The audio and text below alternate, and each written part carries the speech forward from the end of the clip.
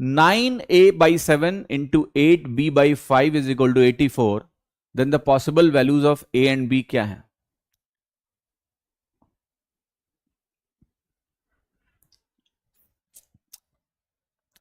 Now 63 plus a, यहां बनेगा आपका 8 पंचे 40 प्लस b, 7 पचे 35, उधर जाएगा वो 84 है, तो मैं इसको सीधे ऐसे लिख देता हूं 35 इंटू 84। अब देखो, वैसे एक इक्वेशन के दो वेरिएबल जब भी होते हैं तो इनफाइनाइट सॉल्यूशंस होते हैं।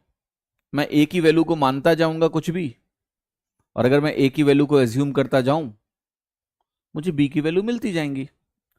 जैसे आप ए की वैल्यू को 0 मान लो, जैसे आप इसको 0 मानोगे, देखो ध्यान से, अगर मैंने कहा ए की वैल्यू 0 मान ली मैंने, तो ये हो गया 63 into 40 plus B is equal to 35 into 84।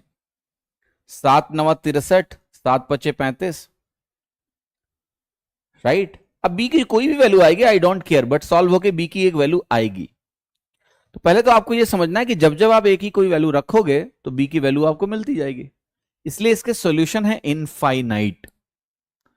सवाल ने यह बोला है कि मुझे पॉसिबल वैल्यूज बता दो, मतलब उनमें से कोई एक पॉसिबल सॉल्यूशन हमने ऑप्शन में दे दिया है, बताओ वो क्या है।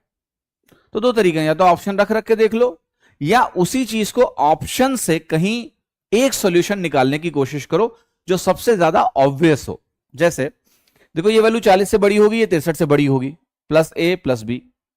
अब ये वैल्यू क्या है, 35 40 से छोटी है, तो जाहिर सी बात है अगर इस फॉर्मेट में लिखेंगे, यहां भी समथिंग इंटू समथिंग है, यहां भी समथिंग इंटू समथिंग है, तो हमें दिख रहा है कि यार ये 35 है, तो इससे डायरेक्टली तो आंसर मैं खोज नहीं पाऊंगा, तो मैं कहूंगा इसको थोड़ा बड़ा कर देते हैं, इसको 70 लिख देते हैं, इसको 70 इंटू 42 लिख लेते हैं।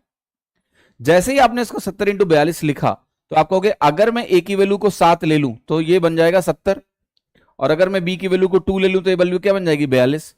तो आंसर क्या हो गया, ए 7,2। बट मैं फिर से रिपीट कर रहा हूं कि ये हमने एक सॉल्यूशन ढूंढा है, ऐसे तो इस इक्वेशन के इनफाइनाइट सॉल्यूशंस हैं। इसने लिखा भी है possible values of A and B, तो हमें एक मिल गया, वो हमने ढूंढ दिया, लगा दिया। ऑब्जेक्टिव सवाल है, दो ऑप्शन सही होंगे नहीं, हमें पता है हमारे एग्जाम में एक ही सही होता है, तो आगे भटकने की जरूरत नहीं, एक ढूंढ लिया, लगा दो, ठीक है।